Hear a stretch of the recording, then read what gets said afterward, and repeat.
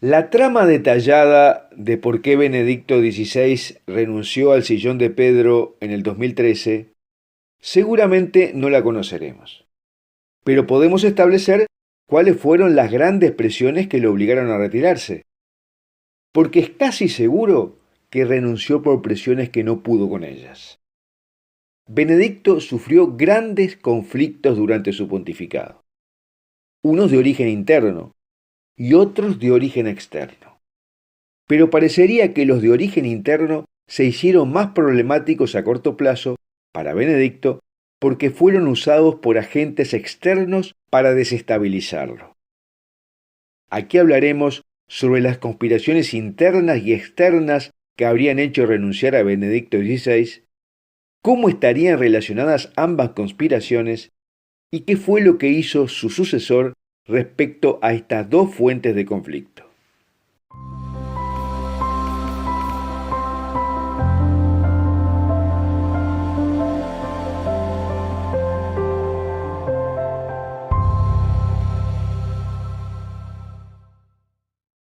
Antes de comenzar te recuerdo que en la descripción de este video encontrarás los links al texto de lo que hablamos aquí, a nuestro canal de Telegram y a la newsletter de Foros de la Virgen María. Y te recomendamos suscribirte a este canal de YouTube haciendo clic en la campanita que dice todas, le des un me gusta a este video y lo compartas con tus amigos, porque ofrecemos materiales exclusivos y de alta calidad que no podrás encontrar en otro lado. Ahora, el 11 de febrero de 2013, Benedicto XVI renunció a la cátedra de Pedro, llenando de desconcierto a los católicos. Algunos han dicho que se fue por poco estado de ánimo o cobardía para enfrentar los problemas, y otros que lo amenazaron de muerte.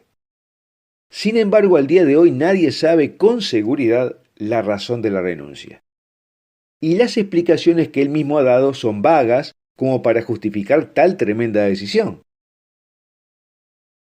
Más bien parece que optó por dar un paso al costado porque su discurso había sido muy radical para los poderosos enemigos laicistas y aliados, que estaban poniendo en peligro el funcionamiento de la Iglesia.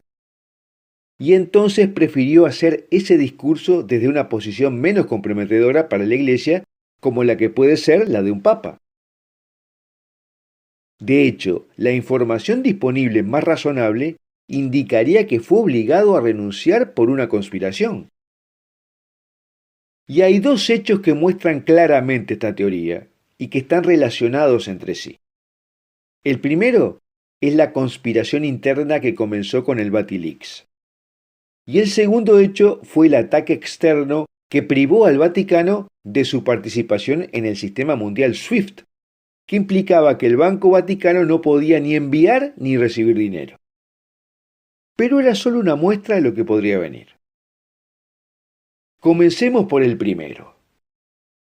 El caso del llamado Vatilix, que recordemos fue la filtración a la prensa de papeles robados del apartamento papal que revelaba cómo el Vaticano era un centro de intrigas y luchas internas.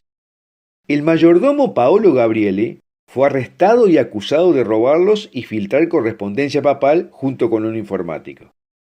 En las investigaciones no quedó del todo claro si Gabriele lo había hecho por cuenta propia o estaba siendo presionado o convencido ideológicamente por alguien más.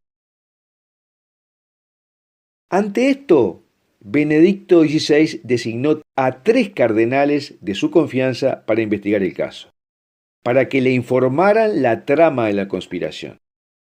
Designó a los cardenales Joseph Tonco, Salvatore de Giorgio y Julián Herranz. Y el 17 de diciembre de 2012, los 3 cardenales entregaron el resultado de su trabajo al pontífice. El dossier está compuesto por 2 tomos de casi 300 páginas, encuadernadas en rojo, bajo el título Secreto Papal, y se guardó en la caja fuerte del apartamento del Papa. El informe supuestamente contenía un mapa de la cizaña dentro de la iglesia. Y menos de 2 meses después, el Papa presenta su renuncia al pontificado. Hay quienes dicen que tomó la decisión luego de leer el dossier. ¿Y hay alguna pista de lo que contenía ese dossier? Las filtraciones que han obtenido los medios de prensa es que los 3 cardenales descubrieron que el problema giraba en torno a la inobservancia del sexto y el séptimo mandamiento. No cometerás actos inmundos y no robarás.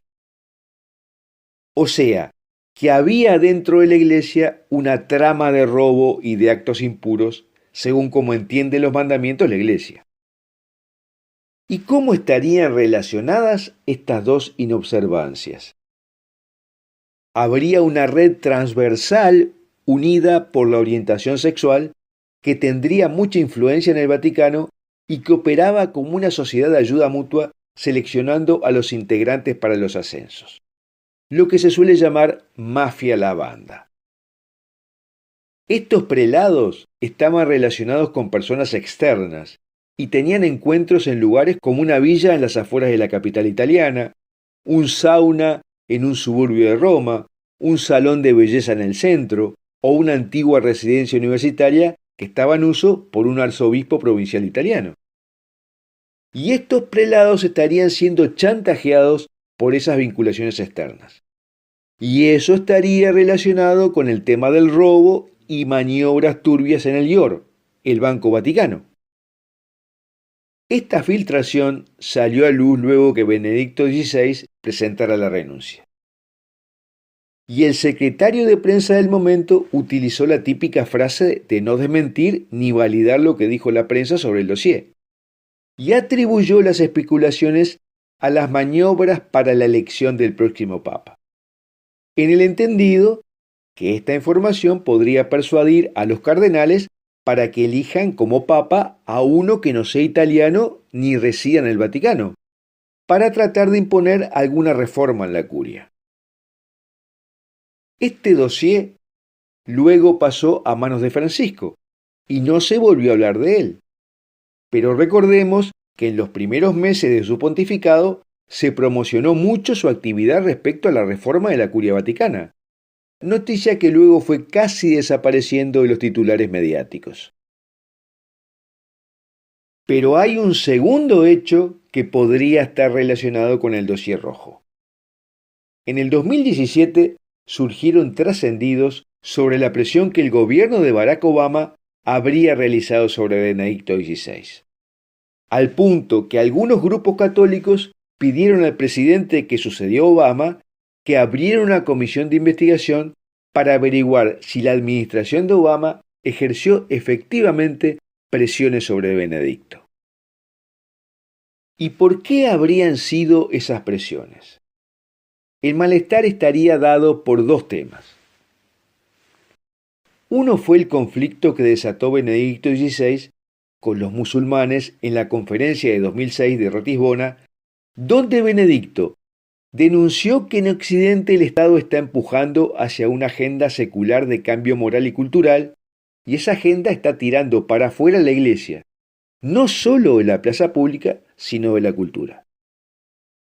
Pero sobre todo, provocó la ira de los musulmanes cuando habló sobre la violencia del fundamentalismo musulmán y criticó a la versión de Dios que maneja el Islam, diciendo que un Dios que está más allá de la razón es un Dios que exige y demanda irracionalidad, desorden y violencia. Esto provocó por todo el mundo protestas airadas de los musulmanes. Y también en la administración Obama, porque contrariaba las inversiones políticas y estratégicas hechas por Barack Obama y Hillary Clinton en el Islam político de los hermanos musulmanes durante la llamada Primavera Árabe. Y además otra disconformidad era el firme deseo de Benedicto XVI para lograr una reconciliación histórica con el Patriarcado de Moscú, que sería la coronación religiosa de un proyecto geopolítico de integración euro-ruso que por ese entonces se encontraba fuertemente apoyado por Alemania y también por la Italia de Silvio Berlusconi. Y en ese momento los gobiernos italiano y papal fueron golpeados simultáneamente por una campaña escandalosa, inusualmente violenta y sin precedentes. En el apogeo de la crisis, Italia vio progresivamente bloqueado su acceso a los mercados financieros internacionales, mientras que el IOR, el Banco del Vaticano, fue dejado temporalmente fuera del circuito SWIFT, lo que significaba que el Vaticano no podía recibir ni enviar fondos a otros países, lo cual es realmente un gran inconveniente para una organización tan grande como la Iglesia Católica. ¿Y cómo se solucionó esto? En noviembre de 2011 salió Berlusconi como primer ministro. Y en febrero de 2013 renunció Ratzinger. Extrañamente, la exclusión del sistema SWIFT por supuestas maniobras delictivas del Banco Vaticano se solucionó inmediatamente después de la renuncia de Benedicto XVI. El profesor Germano Dottori, profesor en el Instituto de Estudios Estratégicos de la Universidad Luis Guido Carli de Roma, escribió un artículo en la edición de abril de 2017 de Limes, una revista italiana de geoestrategia, que hay documentos que muestran un fuerte deseo del staff de Hillary Clinton para provocar una revuelta desde el interior de la Iglesia con el fin de debilitar a la jerarquía. Hicieron uso de presiones externas e internas, entre ellas las de los grupos que aparecen en el dossier rojo que hablamos antes.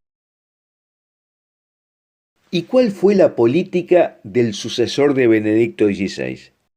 Primero, no se vio ninguna reacción para contener a la mafia lavanda, porque incluso fueron ascendidos a puestos claves algunos que se supone formaban parte, como el arzobispo Vincenzo Paglia, puesto al frente de la Academia de la Vida, o el mayor poder que adquirió al principio de la administración el cardenal Theodore McCarrick, antes de caer en desgracia. Y en segundo lugar, Francisco mostró un relacionamiento extremadamente frío con el presidente Putin y francamente amigable con el presidente Obama. Y además, no ha dado mayor preeminencia a la consolidación de un acuerdo con los ortodoxos rusos, salvo relaciones de tipo protocolar. En definitiva, la renuncia de Benedicto XVI parece haber sido forzada por grandes fuerzas externas que utilizaron inestabilidades internas para ponerlo entre la espada y la pared. Tuvo que renunciar para salvar al Vaticano de mayores problemas. Ya no era aceptable para los grandes poderes mundiales. Y queda por saber si luego la política internacional llevada por Francisco fue consensuada de alguna forma con Benedicto XVI o no. Pero aunque los católicos somos muy papólatras, el Papa nunca toma las decisiones solo, sin hacer consultas. Bueno, hasta aquí lo que queríamos hablar sobre la operación interna y externa coordinadas que habrían llevado a Benedicto XVI a renunciar.